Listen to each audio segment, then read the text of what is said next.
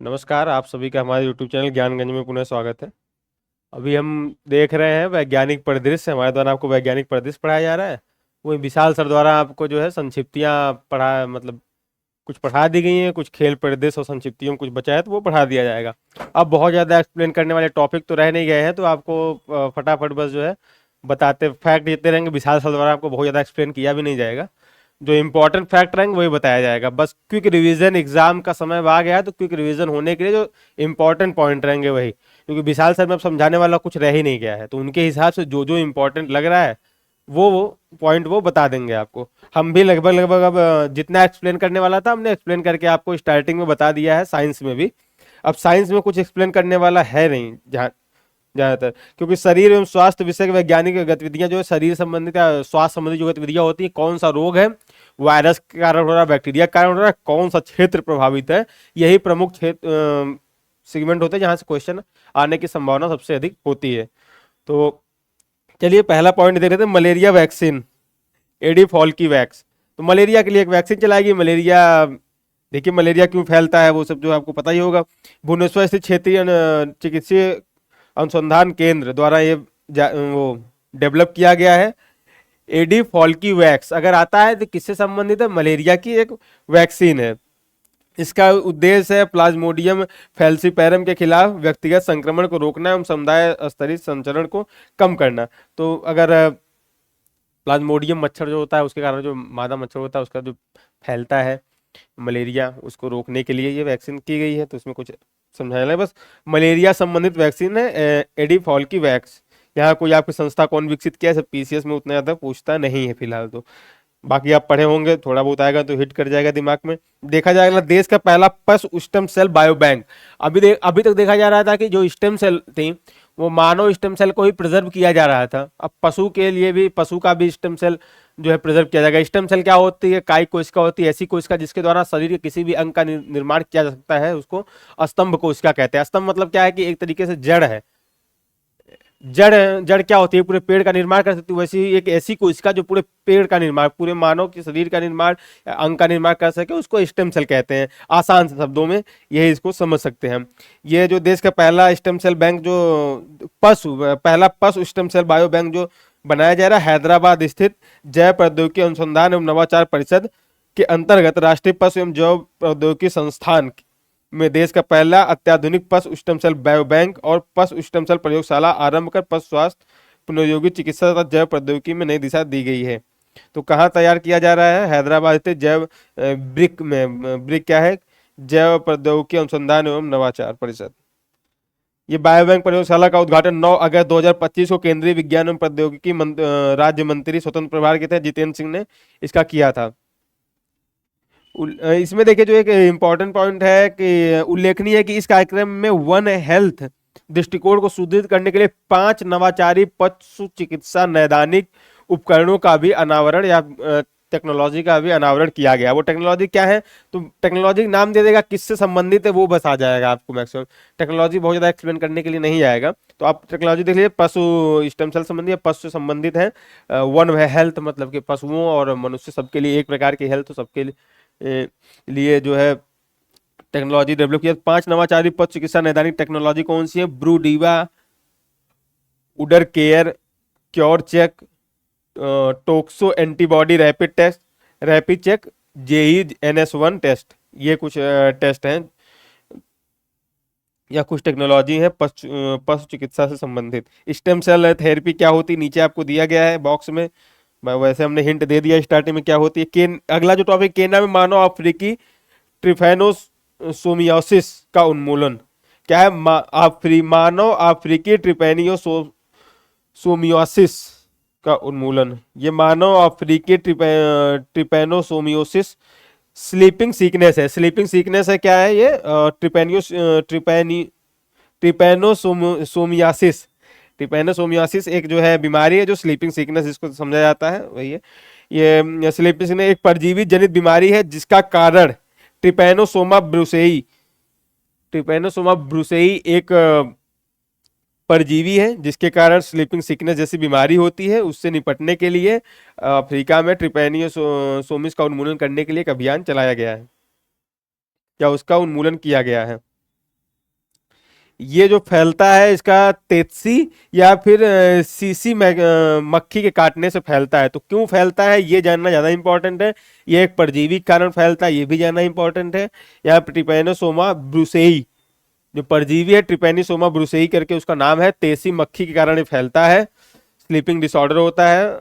यह दो रूप में होता है, गैम्बियंस पश्चिमी मध्य और रेडेसियंस पूर्वी या दक्षिण अफ्रीकी देश में। मतलब दक्षिण अफ्रीका को भी, अगर अफ्रीका को भी अगर डिवाइड कर दिया जाए कई पार्ट में, अगर पश्चिमी और मध्य अफ्रीका देखा जाए तो वहां पे इसको जो है ग्रेम्बियंस कहा जाता है। वहीं पूर्वी और दक्षिण अफ्रीका देखा जाए, सबसे जो है दक्षिण में पड़ता है अफ्रीका महाद्वीप के, वहां इसको कहा जाता है रोडेसियंस।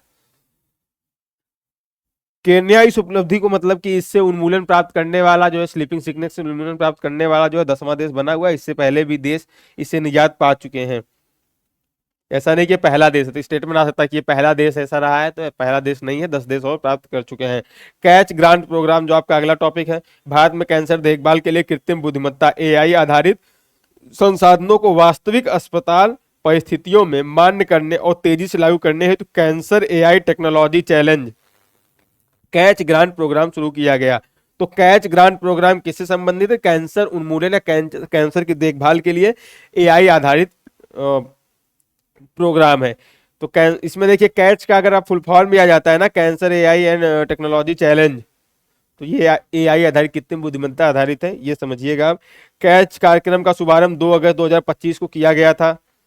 अगला जो आपका टॉपिक है आईआईटी रुड़की, तो यहाँ देखिए कैच वर्ड जो है कैंसर संबंधित है, भाई इतना समझिए, एआई आधारित है, ये भी समझिए आप बस। आईआईटी रुड़की की बड़ी उपलब्धि क्या है? Compound 3B। भारतीय प्रौद्योगिकी संस्थान रुड़की, आईआईटी रुड़की के शोधकर्ताओं ने KPC2 उत्पादक सुपर बग क्लेप्सिएला न्यूमोनिया जैसे घातक बहु औषधि प्रतिरोधी जीवाणु के विरुद्ध एक संभावित नया औषधि प्रत्याशी कंपाउंड 3D विकसित किया है। देखिए जो एंटीबायोटिक हम खाते हैं, तो उसकी वजह से हमारे शरीर में कहीं ना कहीं कुछ ऐसे बैक्टीरिया होते हैं जो उससे लड़कर और एंटीबॉडी के अगेंस्ट भी हम अपने अंदर जो है कैपेबिलिटी डेवलप कर लेते हैं। वो प्रति एंटीबॉडी के विरुद्ध भी वो जो है अपना जो कार्य करते हैं। जैसे टीबी के मामले में देखा जाए तो टीबी में भी कई स्तर होते हैं। स्टार्टिंग में जो सबसे टॉप लेवल डीएमआर, सबसे हाईएस्ट लेवल की टीबी हो जाए, डीएमआर थर्ड लेवल की टीबी हो जाए, तो वो होता है जो सूक्ष्म जीव होते हैं वो अपने अंदर कहीं ना कहीं ये क्षमता डेवलप कर लेते हैं कि एंटीबॉडी उनका कुछ ना बिगाड़ पाए, या उससे रिएक्शन करके वो म्यूटेट हो जाते हैं कायदे से देखा जाए तो उनको उनसे निजात पाने के लिए या उससे बचने के लिए आईआईटी रुड़की द्वारा एक सुपर बग या एक एंटीबायोटिक का निर्माण किया गया जिसका नाम है क्लेबिएला न्यूमोनिया, ये इसका नाम है। और इसका काम क्या है? जैसे घातक बहु औषधि प्रतिरोधी जीवाणुओं के विरुद्ध एक संभावित और नया कंपाउंड 3D विकसित किया। अच्छा, कंपाउंड 3D इनका जो है और ये जो है जो विकसित किया गया कंपाउंड 3D, इनकी टेक्नोलॉजी विकसित की गई है। जो क्या होती है, सूक्ष्म जीवों या जो हमारे अंदर बैक्टीरिया होते हैं या जीवाणु होते हैं, उनके अंदर जो प्रति सूक्ष्म जीविता डेवलप हो जाती है, उससे निजात पाने के लिए कंपाउंड 3D अगर आएगा तो आईआईटी रुड़की द्वारा डेवलप किया गया है, और ये प्रति सूक्ष्म जीवों के खिलाफ डेवलप किया गया है। राष्ट्रीय सूक्ष्म खसरा रुबेला उन्मूलन अभियान 2025-26 का शुभारंभ। देखिए अब कुछ एकदम समझाने वाला है नहीं बहुत ज़्यादा, इसलिए ना पढ़ाने में इंटरेस्ट आ रहा है, ना ही आपको कुछ समझ में आ रहा होगा हम क्या बता रहे हैं। फिर भी एक बार हम सबकी चर्चा थोड़ा थोड़ा कर दे रहे हैं। राष्ट्रीय शून्य खसरा रुबेला उन्मूलन अभियान 2025-26 का शुभारंभ किया गया। अब खसरा क्या है, रुबेला क्या है? जर्मन रुबेला मतलब जर्मन खसरा होता है। दोनों संक्रमण वायरल बीमारियां हैं जो मुख्यतः बच्चों को प्रभावित करती हैं। मोरबीलिया वायरस मोरबीली वायरस आरएनए प्रकार के वायरस होता है जिसके कारण खसरा जैसी बीमारी फैलती है। जन्मजात बच्चों में खसरा रुबेला सिंड्रोम हो सकता है जो बहुत खतरनाक होता है जन्मजात बच्चों में हो गया। राष्ट्रीय न्यून खसरा उन्मूलन अभियान 2025-26 की शुरुआत 24 अप्रैल 2025 को विश्व टीकाकरण सप्ताह के पहले दिन नई दिल्ली में की गई। तो यहाँ पे ये इंपॉर्टेंट, राष्ट्रीय शून्य खसरा रुबेला उन्मूलन अभियान 2025-26 की शुरुआत नई दिल्ली में की गई थी। अगला जो आपका टॉपिक हो जाएगा धरड़ी। धरड़ी क्या है? मानव भ्रूण मस्तिष्क का डिजिटल डाटा सेट। तो मानव का जो मस्तिष्क है उसका डिजिटल डाटा सेट तैयार करने के लिए भ्रूण के माइंड का अध्ययन किया गया, उसी को धरड़ी कहा जा रहा है, ठीक है ना। तो 10 दिसंबर 2024 को आईआईटी मद्रास ने मानव भ्रूण के मस्तिष्क की अत्यधिक विस्तृत 3D छवियां जारी की। मानव के जो मस्तिष्क होता है उसकी सबसे विस्तृत, मतलब हर एक जितने ऑर्गन न्यूरॉन्स होते हैं सबका एक एक डिटेल उसमें जो है दिख रहा है, जो इमेज 3D इमेज जारी की है। तो इससे फायदा क्या होगा कि भाई मानव भ्रूण के मस्तिष्क को उच्च विभेदन क्षमता वाली 3D छवियों के संग्रह को धरणी नाम दिया गया है। मैंने जैसा स्टार्टिंग में बताया, नाम से भी क्लियर है धरणी क्या है। तो ये सीधे आपका जो है धरणी वर्ड आएगा। धरणी क्या है, यहां से क्वेश्चन अगर आता भी है तो धरणी क्या है, तो एक भ्रूण की जो है नवजात भ्रूण की मस्तिष्क की 3D छवियां जो सबसे स्पष्ट रूप से ली गई हैं अब तक की छवियां हैं मानव मस्तिष्क की। नेफिथ्रोमाइसिन, नेफिथ्रोमाइसिन एक स्वदेशी एंटीबायोटिक, स्वदेशी एंटीबायोटिक हमने निर्माण किया जिसका नाम नेफिथ्रोमाइसिन है, जो प्रौद्योगिकी अनुसंधान क्षमता बायराग द्वारा जो इसको डेवलप किया गया है। 27 मई 2025 को नेफिथ्रोमाइसिन को फार्मा कंपनी वाकहार द्वारा मिकनॉप ब्रांड से बाजार में लॉन्च किया। मिकनॉप ब्रांड से जो है बाजार में आई हुई है।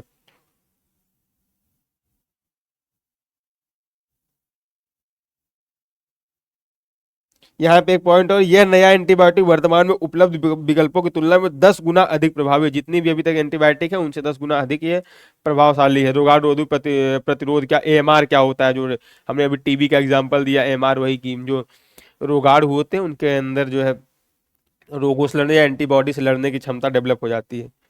वैश्विक तपेदिक रिपोर्ट 2024, ये थोड़ा इंपॉर्टेंट हो जाता है। यहाँ अब तक जितना टॉपिक हमने देखा है खासकर उसमें जो है विश्व स्वास्थ्य संगठन द्वारा वैश्विक तपेदिक रिपोर्ट 2024 जारी की गई है। कब?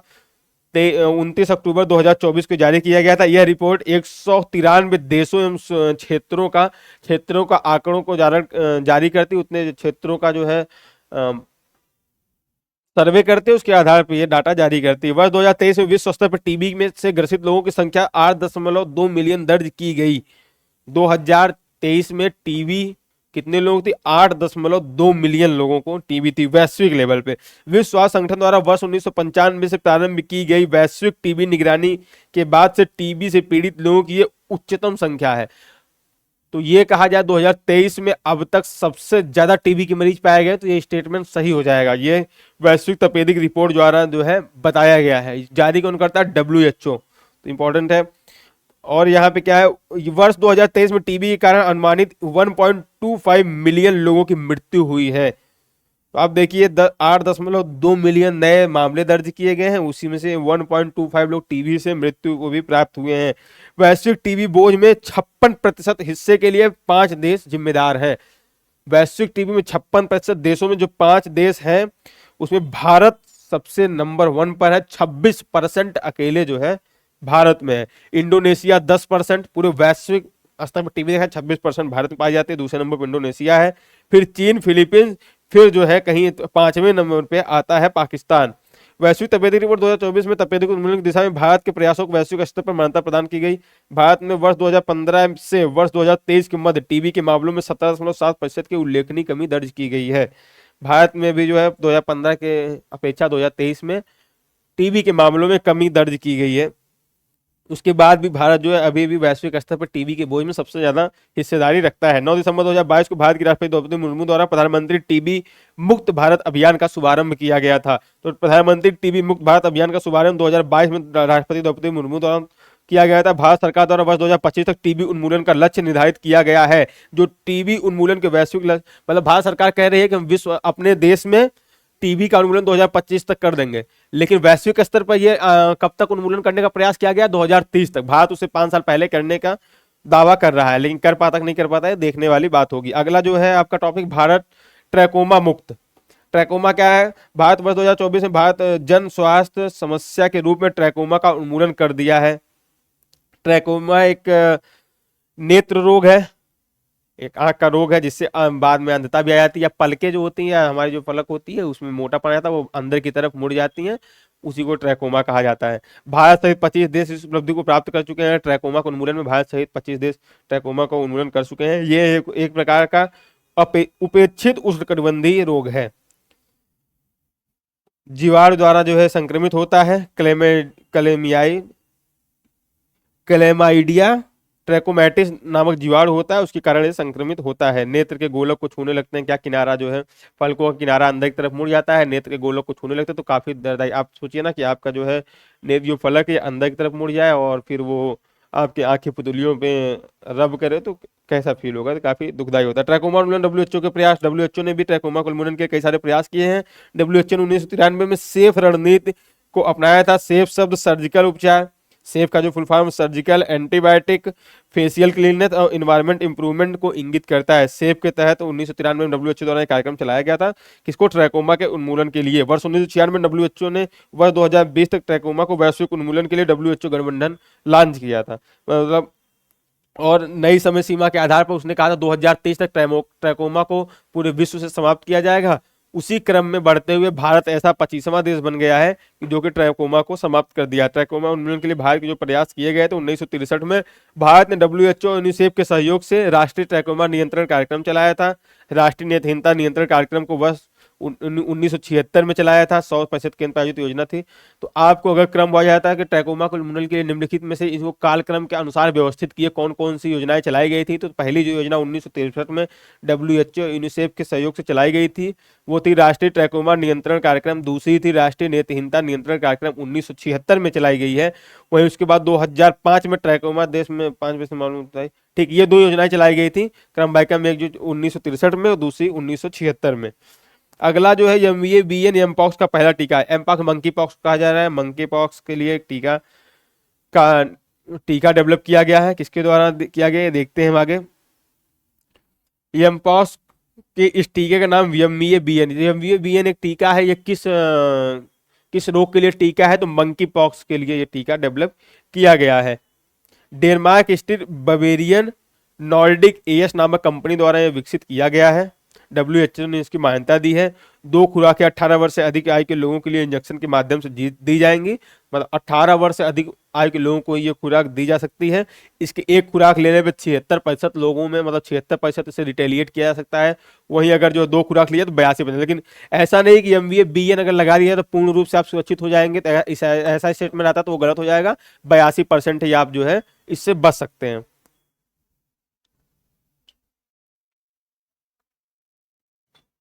14 अगस्त 2024 को डब्ल्यूएचओ के महानिदेशक द्वारा कांगो लोकतांत्रिक गणराज्य और अन्य देशों में मंकी पॉक्स के बढ़ते प्रकोप को अंतर्राष्ट्रीय चिंता का सार्वजनिक स्वास्थ्य अपनाया गया। मंकी पॉक्स एक वायरस जनित बीमारी है, जूनोटिक डिजीज है, वो चेचक की तरह ही होता है, फफोले पड़ जाते हैं शरीर पे। मंकी पॉक्स तो लगभग सब जानते होंगे।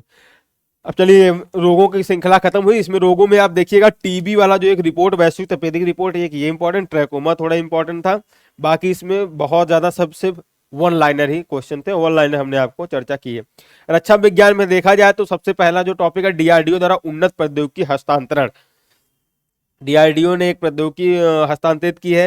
ये क्या है, उच्च शक्ति रोडोम निर्माण तकनीक एक डेवलप की है। DMR 1700 स्टील सीट व प्लेट्स एक तकनीक डेवलप की है। ऐसे 3-4 तकनीक डीआरडीओ ने डेवलप की है। तो ये किसके द्वारा डेवलप की गई ये देख लीजिएगा। दूसरा जो आपका टॉपिक, एकीकृत वायु रक्षा हथियार प्रणाली सफलतापूर्वक परीक्षण। तो एकीकृत वायु रक्षा हथियार प्रणाली, आप समझिए नाम से ही जितने ही ये रक्षा प्रणालियां आएंगी सब नाम से ही आपको क्लियर होंगी। तो डीआरडीओ द्वारा इसको डेवलप किया गया है कि प्रथम उड़ान परीक्षण को सफलतापूर्वक लॉन्च किया गया। इसमें 3 प्रमुख घटक शामिल है। Quick reaction surface to air missile मध्यम दूरी के लिए, advance very short range air defence system, यह एक प्रकार का वायु रक्षा हथियार प्रणाली है। तो आप नाम से देखें ना, जैसे ही अपने यहाँ BS-400 उसी टाइप से कुछ है। ये भारत द्वारा निर्मित की गई है। भविष्य में इसको जो है भारत में शामिल किया जाएगा। अगला जो है अग्नि 5 का सफल परीक्षण। यहाँ देखा जाए तो अग्नि 5 थोड़ा सा जो है हट जाता है इन लोगों से। अग्नि 5 के बारे में आपसे थोड़ा पूछ सकता है। तो अग्नि 5 भारत का सरकार द्वारा इंटरमीडिएट रेंज बैलिस्टिक मिसाइल के रूप में वर्णित है करती है। आधिकारिक रूप से इसकी मारक क्षमता 5000 किलोमीटर तक है। मिसाइल को 3 चरणीय ठोस ईंधन वाले रॉकेट द्वारा संचालित किया जाता है। तो 3 चरण वाले ठोस ईंधन युक्त रॉकेट द्वारा इसको संचालित किया जाएगा। तो 3 ठोस ईंधन का क्यों प्रयोग किया था, ठोस ईंधन क्या होता है जीएस में आप पढ़े होंगे। अग्नि 5 मिसाइल को मोबाइल प्लेटफॉर्म मतलब मोबाइल जहाँ तो हम चलाते हैं वो मोबाइल नहीं है। मोबाइल मतलब गतिशील प्लेटफॉर्म, ठीक है ना। एक जगह से दूसरे जगह तक कहीं भी हम वहन कर सकते हैं, वहन योग्य है अग्नि 5 मिसाइल। इसको कहीं भी ले जाकर हम दाग सकते हैं। तो इसमें देखिए अग्नि 1 से अग्नि 5 तक की सारी मिसाइलों को दिया गया, सबकी रेंज क्या है और सबकी विशेषता क्या। जो अग्नि 5 ये लॉन्ग रेंज मिसाइल है, तो बैलिस्टिक मिसाइल है। दूसरा पॉइंट ये भी आप ध्यान रखिएगा। बैलिस्टिक मिसाइल और क्रूज मिसाइल 2 मिसाइलें होती हैं। बैलिस्टिक मिसाइल वो होती है जिनको जो है जिनका हम मार्ग एक बार दागने के बाद उनके रास्ते में परिवर्तित नहीं कर सकते। वही क्रूज मिसाइलें ऐसी होती है जिनका हम मार्ग को नियंत्रित, एक बार लॉन्च करने के बाद उनके मार्ग को भी नियंत्रित हम कर सकते हैं कि कहीं भी हमको टर्न करना है तो उसको हम टर्न करवा सकते हैं। जबकि बैलिस्टिक मिसाइल अगर टारगेट को लॉक करके एक बार लॉन्च कर दिया गया तो वो जिधर जाना है उधर जाएगी, टारगेट साइड ही जाएगी। तो क्रूज मिसाइल वो पीछा करती रहती है, ये आप पता होगा। प्रलय मिसाइल का सफल परीक्षण किया गया डीआरडीओ द्वारा 28 से 29 जुलाई 2025 को उड़ीसा में। प्रलय मिसाइल क्या है? एक स्वदेशी रूप से विकसित एक सतह पर। तो जो क्वेश्चन आते हैं ना वो इसी तरह से आते हैं, एक सतह से सतह पर मार करने वाली मिसाइल है या फिर जो है सतह से हवा पर मार करने वाली मिसाइल है। तो आप देखिएगा, तो वायु रक्षा प्रणाली, तो जितनी वायु रक्षा प्रणालियां होंगी सारी सतह से हवा में मार करने वाली होंगी। वहीं अग्नि 5 क्या है? ये भी सरफेस टू एयर है। वही जो है जो अब हम पढ़ रहे हैं प्रलय, ये सरफेस टू सरफेस है, सतह से सतह पर मार करने वाली ठोस ईंधन आधारित अर्ध बैलिस्टिक मिसाइल है। मारक क्षमता 150 से 500 किलोमीटर के बीच है। ये 350 से 700 किलोग्राम तक का पेलोड ले जा सकती है। इसकी सबसे बड़ी विशेषता है कि मैन्यूवरेबिलिटी है, जो इसे हवा में अपनी प्रक्षेपक को बदलने की क्षमता देती है। मतलब हवा में अपने मार्ग को परिवर्तित कर सकती है, लेकिन सिर्फ एक बार परिवर्तित कर सकती है मार्ग। इसको जीएस में और डिटेल में पढ़ाया जाता है। आईएनएस अरडाला जो है, ये देखिएगा, आईएनएस अरडाला Garden Reach ship builder and engineers Kolkata द्वारा स्वदेशी रूप से डिजाइन और निर्मित 8 पनडुब्बी रोधी युद्धक उथले जलपोतों में से पहला पोत है। मतलब 8 निर्माण करने के का टारगेट रखा गया, उसमें से पहला जो है वो आईएनएस अरडाला है, जो 18 जून 2025 को नौसेना के डॉकयार्ड विशाखापट्टनम में नौसेना कमीशन में शामिल किया गया। ये 8 डेवलप किसके द्वारा किए जाएंगे? गार्डन रिच शिप बिल्डर्स एवं इंजीनियर द्वारा डेवलप किए जाएंगे। अरडाला का नामकरण महान मराठा, तो यहाँ पर सबसे इंपॉर्टेंट पॉइंट मुझे लगा वो यही था कि अरडाला का नामकरण महान मराठा योद्धा छत्रपति शिवाजी महाराज द्वारा अरडाला द्वीप को दिए गए रणनीतिक समुद्री महत्व को दर्शाने के लिए रखा गया। तो अरडाला द्वीप वसई महाराष्ट्र लगभग 13 किलोमीटर उत्तर में अवस्थित है। तो अरडाला द्वीप जियोग्राफी का टॉपिक नहीं रहेगा, ये यहीं से जो है आईएनएस अरडाला से आपका जो है साइंस का टॉपिक हो जाएगा। अब देखते हैं आईएनएस अरडाला प्राथमिक भूमिकाओं में तटीय क्षेत्र में पानी के नीचे निगरानी, खोज एवं बचाव अभियान, कम तीव्रता वाले समुद्री संचालक, तटीय पनडुब्बी रोधी संचालक एवं उन्नत माइन परिचालन क्षमता का शामिल है। तो आईएनएस अरडाला काम क्या है ये यहाँ पे दिया गया है। और किसना जो ये 8 पनडुब्बियां जो निर्माण की जानी है उसमें कौन कौन सी हैं? अरडाला, अंजदीप, अमीनी, अभय, अंग्रे, अंजय, एंड्रोथ और अच्छे। जब समय समय पर सब लॉन्च होंगी तो आप देखते रहिएगा कौन कौन सी कब लॉन्च होंगी, कौन कौन सी कब लॉन्च हुई हैं। जलावतरण देखिए, जलावतरण और उनको शामिल किया जाना दोनों अलग अलग चीजें हैं। जलावतरण मतलब उनको जल में डाला जाता है, लेकिन वो नौसेना में शामिल, जलावतरण करने के बाद भी उस पर रिसर्च होता है, उस पर अभी भी डेवलप कर किया जाता है। आधा अधूरा बनाकर उनको जल में अवतरित किया जाता है, उसके बाद संपूर्ण डेवलपमेंट उसका उसी पर होता है। तो जलावतरण एक अलग चीज है, उसको फ्रिगेट में शामिल किया जाना एक अलग चीज है। स्टेल्थ फ्रिगेट हिमगिरी एवं उदयगिरी नौसेना में शामिल किए गए हैं। हिमगिरी और उदयगिरी 2 फ्रिगेट को जो है नौसेना में शामिल किया। प्रोजेक्ट 17A नीलगिरी श्रेणी के तहत 7 stealth guided missile frigate Bharat में निर्मित हो रहे हैं। ये युद्धपेद आधुनिक हथियार, सेंसर और आत्मनिर्भर भारत की क्षमता को दर्शाते हैं। इन 7 फ्रिगेट में 4 का निर्माण मुंबई के मझगांव डॉक शिपयार्ड लिमिटेड और 3 का निर्माण कोलकाता के गार्डन रिच शिपयार्ड इंजीनियर द्वारा किया जाएगा। वर्ष 2024 तक ये सभी 7 पोत लॉन्च किए जा चुके हैं, मतलब जलावतरित किए गए हैं, अभी भी सेना में शामिल नहीं हुए हैं। 26 अगस्त 2025 को रक्षा मंत्री राजनाथ सिंह द्वारा विशाखापट्टनम नौसेना बेस में इसमें 2 युद्धपोतों आईएनएस उदयगिरी और आईएनएस हिमगिरी को भारतीय नौसेना में शामिल किया गया। तो 2 को शामिल किया गया है, आईएनएस उदयगिरी और आईएनएस हिमगिरी। आईएनएस उदयगिरी नौसेना के वारशिप डिजाइन ब्यूरो द्वारा डिजाइन किया गया 100वां पोत है। आईएनएस नीलगिरी को 15 जनवरी 2025 को प्रधानमंत्री नरेंद्र मोदी द्वारा भारतीय नौसेना कमीशन में शामिल किया। अभी नीलगिरी उदयगिरी का फिर आगे चर्चा होगी। प्रोजेक्ट 17 क्या है इसकी आगे चर्चा करेंगे। सर्वेक्षण पोत इच्छक क्या है? 14 अगस्त 2025 को पूरा हुआ जब इच्छक गार्ड द्वारा, अच्छा इसका सर्वेक्षण पोत इच्छक, तो एक जो है युद्धपोत है। सर्वेक्षण नाम से पता है क्या करेगा, सर्वेक्षण करेगा, निगरानी करेगा। तो ये 14 अगस्त 2025 को इसको जो है इच्छक को शामिल किया गया है। सर्वेक्षण पोत श्रृंखला का तीसरा जहाज गॉर्डन रिच शिप बिल्डर एवं इंजीनियर्स कोलकाता ने भारतीय नौसेना को सुपुर्द किया है। आकाश प्राइम का सफल परीक्षण किया गया। तो आकाश प्राइम पढ़िएगा आप लोग, आकाश प्राइम क्या है, उसका सफल परीक्षण क्या किया गया। दूसरा है अस्त्र मिसाइल का सफल परीक्षण। ओडिशा के तरफ से स्वदेशी beyond visual range air to air missile Astra का सफल परीक्षण। तो अस्त्र जो है एक मिसाइल है जो एयर टू एयर क्षमता इसकी मारक है, 100 किलोमीटर से अधिक की मारक क्षमता है। अस्त्र एक मिसाइल है, ठीक है ना। कैसी मिसाइल है ये? एयर टू एयर मिसाइल है, ये भी आप ध्यान दीजिएगा, एयर टू एयर, 100 किलोमीटर से अधिक इसकी मारक क्षमता है। अगला जो आपका पॉइंट है, निस्तार प्रथम स्वदेशी गोताखोरी सहायता पोत। तो गोताखोरी सहायता पोत सहायता के लिए डेवलप की गई है, जो 18 जुलाई 2025 विशाखापट्टनम नौसेना डॉकयार्ड भारत में अपने प्रथम स्वदेशी निर्माण गोताखोरी सहायक पोत आईएनएस निस्तार को नौसेना में सम्मिलित किया है। बाकी जो है आईएनएस निस्तार, ये देखिए, हाँ यहाँ पे एक जो इंपॉर्टेंट पॉइंट, आईएनएस निस्तार वर्ष 1971 में सोवियत संघ से प्राप्त पुराने निस्तार पोत की विरासत को आगे बढ़ाता है। हमारे पास निस्तार पोत एक पुराना भी था, नया डेवलप किया गया है। जो पुराना वाला आईएनएस निस्तार था वो 1971 में सोवियत संघ द्वारा हमने प्राप्त किया था। तो ये जो पाकिस्तान के पनडुब्बी पीएनएस गाजी को जो हमने डुबा दिया था, उसको खोजने के लिए इसका उपयोग किया गया था। ईसार का नहीं, ERASR का सफलतापूर्वक परीक्षण किया गया। इसका फुल फॉर्म का extended range anti submarine rocket.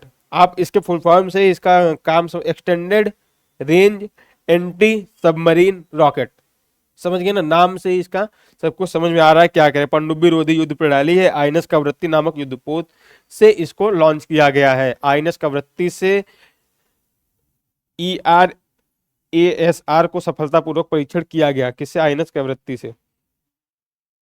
आगे जो इसमें कुछ इंपॉर्टेंट, आईएनएस तमाल देख लीजिए। आईएनएस तमाल भी नौसेना के में शामिल किया। 1 जुलाई 2025 भारतीय नौसेना ने रूस के कालिनिंग्राद स्थित यांतर शिपयार्ड एवं आईएनएस तमाल को भारतीय नौसेना में शामिल किया। रूस का जो है आईएनएस तमाल, रूस द्वारा आईएनएस तुहिल करके भी एक है, वो भी जो है वही रूस से ही प्राप्त है। प्रोजेक्ट 1135.6 जो है 1135.6 प्रोजेक्ट क्या है, यहाँ बॉक्स में दिया गया, पढ़िएगा आप गेस्ट।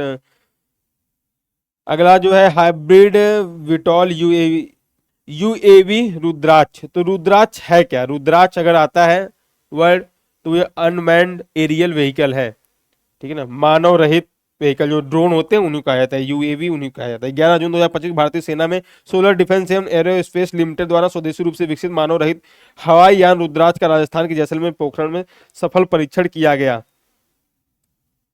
ड्रोन के प्रकार कैसे कैसे ड्रोन होते हैं यहाँ पे दिया गया है। Nano drone. तो हमारा जो ये रुद्राक्ष है एक मीडियम प्रकार का ड्रोन है। 25 जो पेलोड क्षमता के आधार पर इनको अलग अलग नामों से या अलग अलग प्रकार में विभाजित किया गया है। भार्गवास्त्र ड्रोन रोधी प्रणाली, ड्रोन को मार गिराने वाली भार्गवास्त्र एक प्रणाली है, उसके बारे में समझते हैं। तो भार्गवास्त्र प्रणाली ड्रोन रोधी प्रणाली यहाँ पे ये होगा, लेकिन भार्गवास्त्र कहाँ से लिया गया है ये जानना ज्यादा इंपॉर्टेंट है, क्योंकि वर्तमान सरकार कहीं ना कहीं, देखिए कहना गलत नहीं होगा कि ये थोड़ा हिंदू धर्म के पक्ष झुकी हुई प्रणाली, हिंदू धर्म की तरफ इसका झुकाव है, तो इससे क्वेश्चन आ सकता है भार्गवास्त्र क्या है। भार्गवास्त्र एक ड्रोन रोधी रक्षा प्रणाली है, को ड्रोन को मार के गिराने वाली प्रणाली है। ये इसका भार्गवास्त्र नाम महाभारत में वर्णित उस विनाशकारी दिव्यास्त्र से प्रेरित है जिसका प्रयोग कर्ण ने अर्जुन के विरुद्ध किया था। तो भार्गवास्त्र का प्रयोग कर्ण ने अर्जुन के विरुद्ध किया था महाभारत में। भार्गवास्त्र को कर्ण विष्णु के अवतार भगवान परशुराम से प्राप्त किया था। तो भार्गवास्त्र परशुराम द्वारा कर्ण को दिया गया था। परीक्षण असर, भार्गवास्त्र का परीक्षण 12-13 जनवरी 2025 को उड़ीसा स्थित गोपालपुर सीबर्ड फायरिंग रेंज से किया गया। विकासकर्ता भार्गवास्त्र का विकास सोलर ग्रुप और सहायक कंपनी, ये सब उतना इंपॉर्टेंट नहीं। अफ्रीका भारत बहुराष्ट्रीय समुद्री अभ्यास 2025, अफ्रीका इंडिया की मैरीटाइम इंगेजमेंट 2025, अफ्रीका और भारत दार एस सलाम में किया गया। भारत और तंजानिया का ये जो है आपस का मिला जुला जो अभ्यास है। इसमें जो अगला है यमार सैम रक्षा प्रणाली का सफल परीक्षण किया गया है। मध्यम दूरी सतह से हवा में मार करने वाली मिसाइल है, 70 किलोमीटर इसका रेंज है।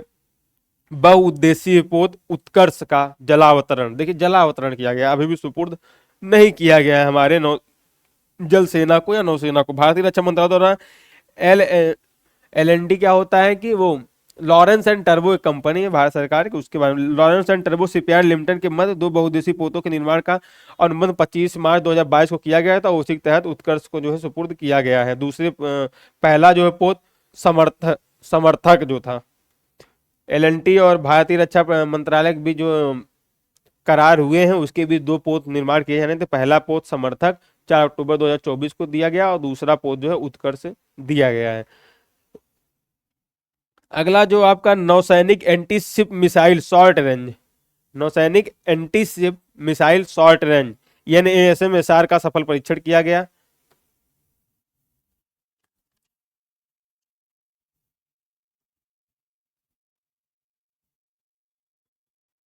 वसोरैड्स का सफल उड़ान परीक्षण। तो वसोरैड है क्या? वसोरैड इसको समझा जाए तो एक बहुत कम दूरी की वायु रक्षा प्रणाली है।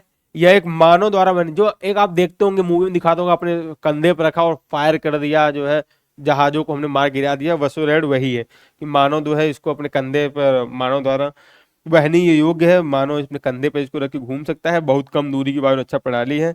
मैन पैड्स एक तरीके से इसको कहा जाता है।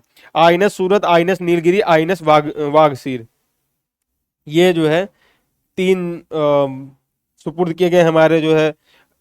एक चर्चा हुई है प्रोजेक्ट 17 की, प्रोजेक्ट 17 की भी बात की गई थी। प्रोजेक्ट 17 के तहत आईएनएस नीलगिरी अभी चर्चा की गई थी, उसको जो है प्रधानमंत्री नरेंद्र मोदी द्वारा थल सेना दिवस के दिन जो है नौसेना को सौंपा गया। तो आईएनएस नीलगिरी, आईएनएस वाघसीर और आईएनएस सूरत, ये सब जो है जीएस में पढ़ाया जाता है, ये जितनी भी आई हुई है पुरानी। आईएनएस नीलगिरी प्रोजेक्ट 17, प्रोजेक्ट 17 में कौन कौन सी हैं? तो प्रोजेक्ट 17 में देखते हैं हिमगिरी, उदयगिरी, दूनागिरी, तानीगिरी, विंध्यगिरी और महेंद्रगिरी। प्रोजेक्ट 17 के तहत जो है आईएनएस वाघसीरी का निर्माण किया गया है। प्रोजेक्ट 17 की श्रृंखला में ये है अन्य 5 पनडुब्बी INS Kalvari, INS Khanderi, INS Karanj, INS Vela और आईएनएस वागीर, ये 5 पनडुब्बियां निर्मित की जानी थी। ये छठी और अंतिम पनडुब्बी जो थी वो वाघसीर थी। इससे पहले 5 आ चुकी हैं। K4 बैलिस्टिक मिसाइल का परीक्षण किया गया है। तो K4 जहां भी आएगा तो परमाणु, मतलब हमारे जो परमाणु हथियार होते हैं उनसे लैस मिसाइलें होती हैं। इनको जो है हम सबमरीन पे स्थापित करते हैं। तो हमारी कौन सबमरीन पे इसको स्थापित किया गया है? भारतीय नौसेना K4 नाभिकीय सक्षम बैलिस्टिक मिसाइल का परीक्षण सफलतापूर्वक संपन्न किया गया है। जितनी K4 आपको मिसाइल आएगी वो परमाणु युक्त होती हैं या परमाणु हथियार से लैस होती हैं। इनको जो है K4 मिसाइलों जहां भी बात आएगी वो सबमरीन वाली मिसाइलों को, सबमरीन संस्करण को K4 मिसाइलें कहते हैं। 35 किलोमीटर इनकी रेंज होती है। एक भारत की पहली लंबी दूरी की हाइपरसोनिक मिसाइल, एक ये भी निर्माण किया गया, देखिएगा कौन सी है। हाइपरसोनिक क्या होती है? तो हाइपरसोनिक शब्द से तात्पर्य ऐसी गति से है जो ध्वनि की गति से कम 5 गुना अधिक हो, या मैक 5 को हाइपरसोनिक कहते हैं। LRLSM क्या? Long range land attack cruise missile, long range land attack cruise missile. Mobile articulated launcher से इसको लॉन्च किया जा सकता है। जोरावर हल्का युद्धक टैंक, जोरावर एक जो है युद्धक टैंक है, वो जोरावर सिंह के नाम पर पढ़ा हुआ है। तो यहाँ पे देखो जोरावर हल्का युद्धक टैंक जो है, इसके बारे में थोड़ा समझते हैं। ये 13 सितंबर 2024 को रक्षा अनुसंधान DRDO द्वारा भारत के हल्के टैंक का विकासात्मक फील्ड फायरिंग परीक्षण सफलतापूर्वक संपन्न किया गया। इस टैंक का नाम जो है 19वीं शताब्दी के डोगरा जनरल जोरावर सिंह के नाम पर दिया गया है। जोरावर सिंह ने लद्दाख और पश्चिम तिब्बत में चीन की सेना के विरुद्ध सैन्य अभियान संचालित किया था। VL जो अगला आपका है vertical launch short range surface to air missile का सफल परीक्षण किया गया था। VLSR सैम अगर आता है तो vertical launch surface short range surface to air missile, इसका फुल फॉर्म हो जाएगा। तो फुल फॉर्म से आधा क्वेश्चन आपका वैसे ही सॉल्व हो जाएगा। इसके बाद कुछ प्रमुख अभ्यास दिए गए हैं। अभी तक जो है रक्षा प्रणाली में जितना हमने पढ़ा उसमें से वाघसीर, नीलगिरी ये सब इंपॉर्टेंट थे। उसके बाद जो एक क्वेश्चन आना तय है, जितने अभ्यास दिए गए इन अभ्यासों से, और क्वेश्चन कुछ इस प्रकार से आएगा कि यह अभ्यास का नाम देगा कौन से प्रमुख देशों के बीच किया गया, या भारत एक तरफ जो भारत के अभ्यास दे दिए जाएंगे, ये अभ्यास है कौन कौन से देश के साथ किया गया, वो मिलान करने को दे सकता है। तो इसमें कुछ भी समझाने वाला नहीं है, आप 1 बाय 1 सब कुछ पढ़ के जाइएगा। जितने बहुराष्ट्रीय हैं उनसे कहीं ज्यादा इंपॉर्टेंट होगा जो एक राष्ट्रीय है, ठीक है ना। जैसे नोमैडिक एलिफेंट भारत और मंगोलिया का है, भारत उज्बेकिस्तान का है, भारत दस्टलिक टाइगर ट्राइम्फ धर्म गार्जियन भारत जापान का है, अभ्यास एकुरिन भारत मालदीव, भारत नेपाल सूर्य किरण है, वज्र प्रहार भारत अमेरिका है, ऑस्ट्रा हिंद भारत ऑस्ट्रेलिया है। तो ऑस्ट्रा हिंद भारत ऑस्ट्रेलिया नाम से आप वहां रट लीजिएगा। अग्नि वॉरियर भारत और सिंगापुर का है। मालाबार बहुराष्ट्रीय भारत जापान ऑस्ट्रेलिया और अमेरिका का है। तो मालाबार एक इंपॉर्टेंट, इसको देख के जाइएगा। बाकी सब जो है युद्ध अभ्यास करके एक है, अमेरिका के साथ जितने किए गए उनका नाम देख लीजिएगा। जितने हमारे पड़ोसी देशों के साथ किए गए उसको जरूर देखिएगा आप। अमेरिका, फ्रांस, ये सब देख लीजिएगा, एक बार बस पढ़ लीजिएगा आप सबको। इसमें कुछ समझाने वाला है नहीं, तो मैं समझा नहीं रहा हूँ। संयुक्त सैन्य अभ्यास है, समुद्री अभ्यास है, मैक्सिमम जो है संयुक्त सैन्य अभ्यास है। ठीक है, जितने भी है मैक्सिमम संयुक्त सैन्य अभ्यास है। भारत फ्रांस का वरुण जो है ये जो है नौसैनिक अभ्यास है। आपका जो है साइंस का सेगमेंट यहाँ खत्म होता है। अभ्यास एक बार जरूर पढ़िएगा। मैं अभ्यास छोड़ दिया हूँ, इसका ये मतलब नहीं कि अभ्यास इंपॉर्टेंट नहीं है। सबसे ज्यादा अगर इंपॉर्टेंट मैं कहूँ तो अभ्यास ही है। अभी रक्षा प्रणाली में जितना हमने पढ़ा, एक क्वेश्चन लगभग 99% चांस है ये क्वेश्चन वहां से आएगा अभ्यास से। ठीक है ना। और जो बहुराष्ट्रीय वाले ज्यादा इंपॉर्टेंट रहेगा, जो किसी एक देश के द्वारा किया गया है। उम्मीद यही रहेगी मिलान करने वाला आएगा। तो आज की क्लास तो बहुत स्पीड से ली गई। इसमें बहुत ज़्यादा हमको कुछ इंपॉर्टेंट लगा नहीं, बस वही पढ़ने वाला ही सब कुछ था। कुछ ज़्यादा समझाने वाला था ही नहीं, तो मैं आपको कुछ समझाऊं तो पढ़ के, और हमको वो मज़ा नहीं आती। इस तरह की यूट्यूब पे लाखों वीडियो पड़ी है कि आप जो है बस रटना है, लाइन टू लाइन पढ़ा के आपको समझा दिया जाए। बहुत सी वीडियो पड़ी है, हम लोग एनालिसिस बस कर रहे हैं कि इसमें से क्या क्या इंपॉर्टेंट उसको समझा दिया है। कुछ ऐसी चीज़ें होती हैं जो समझ में नहीं आती हैं, उनको एक्सप्लेन करने की कोशिश की जाए। चलिए धन्यवाद। अब आपकी जो है साइंस टेक के लगभग हमारी सारी क्लासें खत्म हो गई। विशाल सारी क्लासें, एक क्लास और बची हुई है, वो भी क्लास जो है हमें लगता है हमारे क्लास अपलोड होने से पहले विशाल सर की सारी क्लासें अपलोड हो जाएंगी। ये हमारी लास्ट क्लास है। तो आपको बहुत बहुत बेस्ट ऑफ लक, बहुत बहुत बधाई होगा। अपना एग्ज़ाम देने जा रहे हैं, शुभकामनाएं आपको। पास होइए, उत्तीर्ण होइए अच्छे नंबर से। और फिर हमारा भी जिक्र करिए कि हाँ सर के द्वारा पढ़े हुए थे करंट अफेयर, वहीं सारे क्वेश्चन आए हुए थे। नहीं भी आए रहेंगे तब भी कह दीजिएगा झूठी। ठीक है।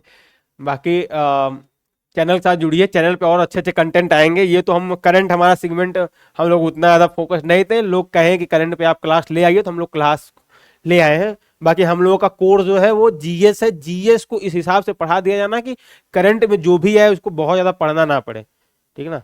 जितने भी हम अब रक्षा में आपको पढ़ाए, जो भी हम पढ़ाए ना, अगर इनका हम बेसिक, जिस दिन आप हमारे क्लास बेसिक क्लियर कर लेंगे, आपको रक्षा में कुछ पढ़ने की जरूरत नहीं पड़ेगी। जैसे हम देखते चले गए ना, ऐसे आप भी देखते चले जाएंगे, आपको सब कुछ याद हो जाएगा। नाम से ही आप आधे क्वेश्चन सॉल्व कर ले जाएंगे। तो हमारे साथ जुड़िएगा। अभी तो हम पॉलिटी पढ़ा रहे हैं, आने वाले समय में आपको साइंस, साइंस टेक, साइंस मतलब exam, competition exam oriented science, physics chemistry भी पढ़ा देंगे एग्जाम ओरिएंटेड। वहीं पे हम आपको जो है जियोग्राफी, इन्वायरमेंटल इकोलॉजी भी पढ़ा रहे होंगे। तो वहाँ पे अगले एग्जाम से पहले पहले आपको इतना तैयार कर देंगे, अगले एग्जाम में आप गर्व से बैठ पाइए कि हमारा सब कुछ तैयार है बिना किसी डर के। चलिए धन्यवाद। फिर मिलते हैं अपने, अब हमारे रेगुलर जीएस की क्लास के साथ अब हम आपसे मिलेंगे। अब हमारी करंट अफेयर क्लास यहीं पे समाप्त होती है। जीएस की क्लास के साथ जरूर जुड़िए और डेली उसको देखते रहिए, कमेंट करिए क्या समझ में आ रहा है क्या नहीं समझ में आ रहा है। चलिए ओके, धन्यवाद।